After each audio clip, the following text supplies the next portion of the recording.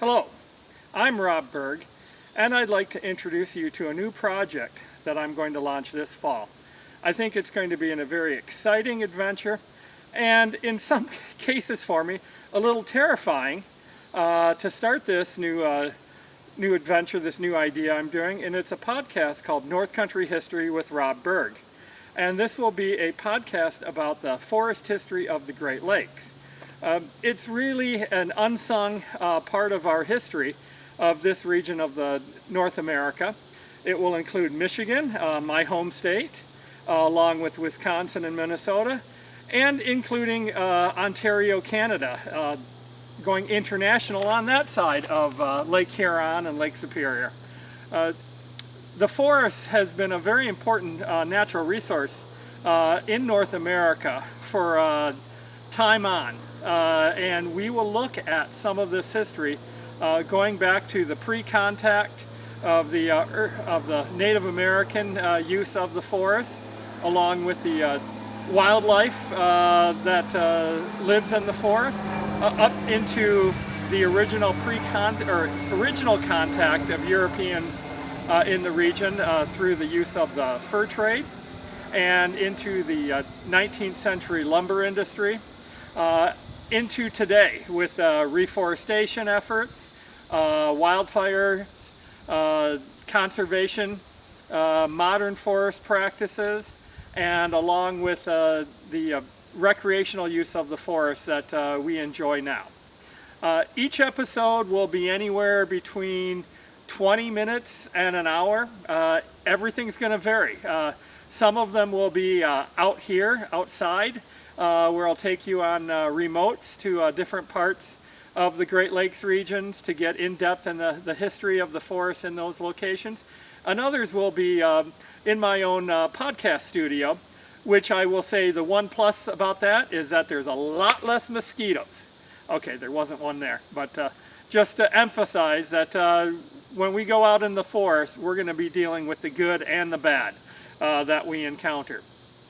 Now, you're going to wonder, like, okay, Rob, who are you and why should I listen to your podcast? So let me give you a little background on myself. I'm a almost lifelong Michigan native. I was born in Ann Arbor, raised in Chelsea, Michigan, where I spent a good portion of my life up until age 28. And then I went to northern Michigan, where for 18 years I lived in the Grayling, Michigan area. I interpreted forest history at the Hartwick Pines Logging Museum for 15 years. That's a Michigan Historical Museum site located at Hartwick Pines State Park, and we talked about the lumber history of Michigan there. Along with that, the Civilian Conservation Corps Museum at North Higgins Lake State Park, and that was on the site of the original state nursery. The Higgins Lake Nursery started in 1903, and at that site we interpret the reforestation efforts in Michigan, focusing primarily on the Civilian Conservation Corps' work from 1933 to 42, a national program, but in Michigan, their main job was reforestation, 484 million trees planted in Michigan alone by the CCC. So you can see very important work that was done. And this kind of molded me as a forest history expert. I consider myself an environmental historian. I wasn't trained initially in environmental history.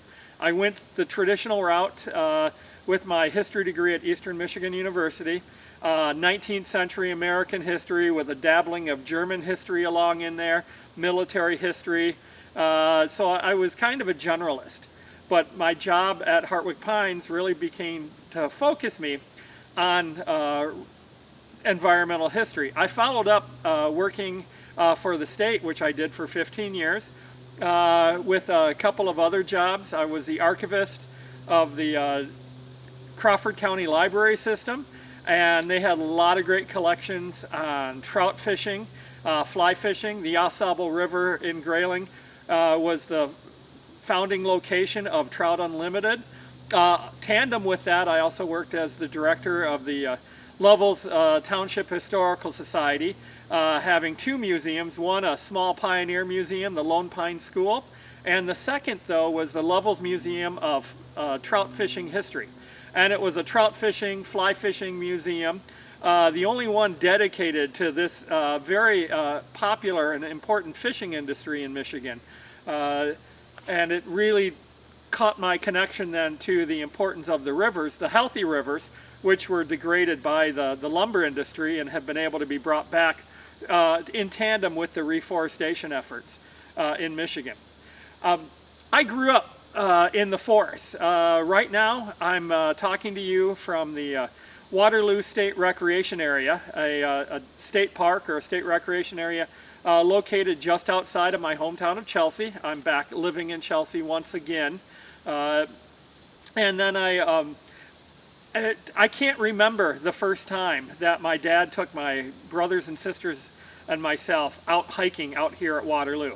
And I'm at one of our favorite sites, the Hickory Hills Trail, that winds through the forest of oak and hickory forest. And as I was walking over here, I'm already seeing a lot of acorns and hickory nuts dropping on the ground. So forests are in my blood. Growing up, we also have a cabin, family cabin in Alcona County in the northeastern part of the Lower Peninsula.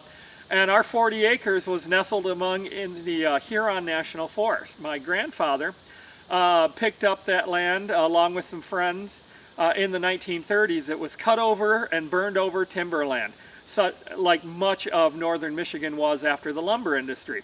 They planted thousands of trees on the property, and only a few of them took hold. But it was successful nonetheless, and it brought back the forest, at least in our 40-acre parcel, along with the other private owners in that same area, to be a nicely forested area. It was our hunting property. It still is. My grandfather built a cabin on the property in the 1940s, and it was our northern Michigan retreat. So I've always gone up north. And in Michigan, up north is really a divisive term of where does it begin. Upers in the Upper Peninsula say it's only in the UP. Those who live in the northern Lower Peninsula also sometimes think that they don't live up north, that they have to cross the bridge. But for those of us in southern Michigan, you get to a line and you can kind of feel when you're up north. Definitely it changes over from farmland to forest, and it just has that feel that you're on a retreat up in the woods.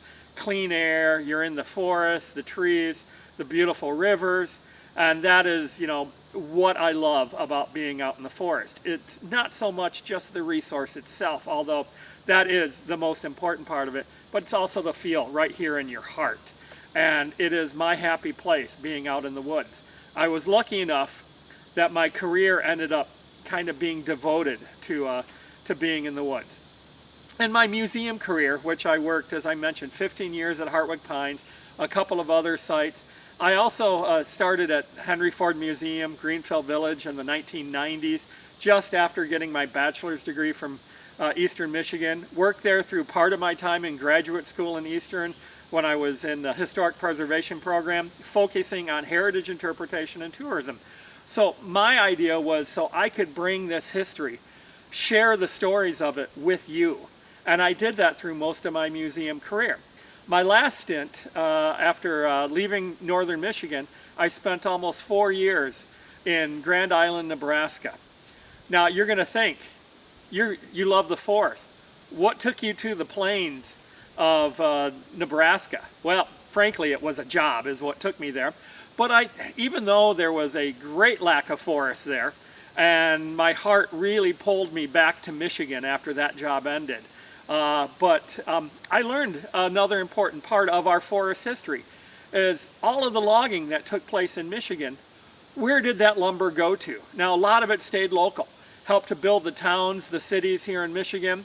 Some went back east. Early on, the logging went to, or the lumber from the logging industry went east along the Erie Canal from Buffalo to Albany, New York, and then from there it spread along the East Coast, New York City, of course, but then up along through the coast from Boston all the way down to Philadelphia, to Baltimore, to Washington, D.C. Michigan's white pine and the Great Lakes white pine, Minnesota and Wisconsin as well, was really used all over the country. But a good portion of it didn't stay in Michigan or went to the east, it went west. There was a little town at the bottom of Lake Michigan that was growing in the 1830s. You may have heard of it. It's called Chicago. Yes, it's one of the largest cities in the country now, but it didn't start out that way. But Chicago, where it was located on the Chicago River, where it enters into Lake Michigan, proved to be a very good lake port. And it was a short distance from the Chicago River to the Fox and the DuPage rivers that entered down into the Illinois River to the Mississippi. And that became a great transportation route to the west. They built the Illinois and Michigan Canal. Well, by the time they finished the Illinois and Michigan Canal, the railroads were being built. So along with the canal going with water connection to St. Louis, they started having the land connection out to the west through the railroads. So Chicago became a great shipping point for lumber. So we had a growth of the Michigan lumber coming from the north, going to the west, and my time out in Nebraska showed me where this lumber went to, the building of the Transcontinental Railroad, and then the towns and the farms that were built alongside those railroad tracks. And that brought out more population to the Great Plains. So during my episodes of the podcast, I will be talking about all of this different type of history. And I'm a storyteller, not storytelling where I make up stories, but telling you the stories, the historical, the real stories of the history of logging and of the forest. I will have some great guests along on this podcast. I'm already looking at a friend of mine who is the director of the Great Lakes Shipwreck Museum. He'll help me talk about the use of the Great Lakes in the shipping of lumber on the lakes. I have friends where I used to work at Hartwick Pines State Park, and they'll talk about the park history and about people such as Karen Hartwick, who donated the land that became Hartwick Pines State Park, and the important story that she tells. My friend Craig Kasmer, the park interpreter there, he's an expert on the wildlife of the forest and very entertaining too. You'll get a kick out of when I have Craig on. But I'll have guests, friends of mine that are experts on the Civilian Conservation Corps history. I know a lot of this history, but I paint a broad picture. They're going to get into the specifics. And there'll be more guests as well that I have not yet approached. So I don't want to surprise them with this video right now. But we'll be using the my YouTube channel that you're seeing this on today as a platform for the where you can listen to the podcast out on the YouTube channel. I'll throw in some video, some photos along with that, so it doesn't bore you to death just listening without seeing anything. But you'll also be able to pick up the podcast on your traditional podcast providers. I haven't launched it yet, so you're not going to find it right now. When I am ready to launch, I will certainly be doing a social media blitz through the YouTube channel here. Also, I have a Facebook channel or a Facebook page. Rob Burg, Environmental Historian, is the current name of it, and you can find me on that one. And then there's a YouTube, I already told you that, a Instagram page or site that I have, and it's North Country History.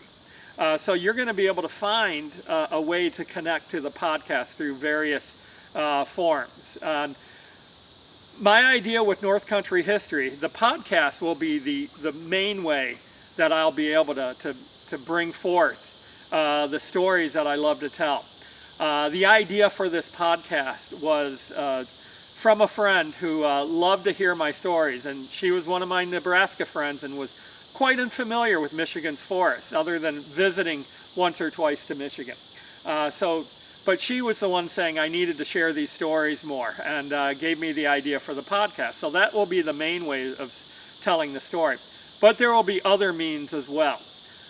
Here in Michigan, and also will be an opportunity through other areas in the Great Lakes, is programs. And I'll be available to do those virtual programs as well through Zoom and other platforms, possibly.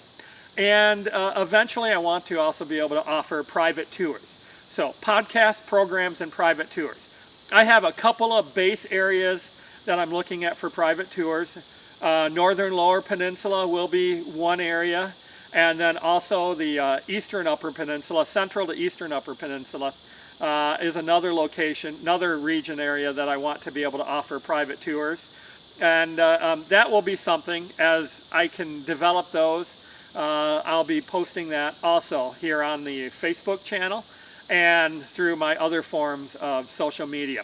Eventually I'll have a website. I'm not quite there yet, and so I don't have an email address for you to contact me. You'll have to do it through the social media. So we're in mid-August right now, and I'm hoping by either the end of October or no later than Thanksgiving to launch the podcast. I'm in the process of recording episodes right now.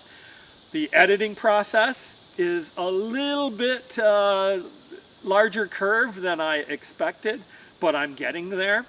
And once I have about half of a season of episodes ready to go, I'll launch the podcast. I'm looking at 12 episode seasons, episodes released weekly, so we're looking at 12 weeks a season with time in between for recording new episodes between the seasons, that is. And so we're looking at, you know, something that can you can listen to through most of a year. Break it up into a few, maybe 3 seasons per year, at least 2, and we'll go from there. So I hope you will join me on this adventure of following me with the letting me lead you as your guide of the history of the forests of the Great Lakes region. Thank you for spending some time with me a little bit today, and I look forward to presenting more of this history to you. Thanks again. I'm Rob Burg. Have a great day.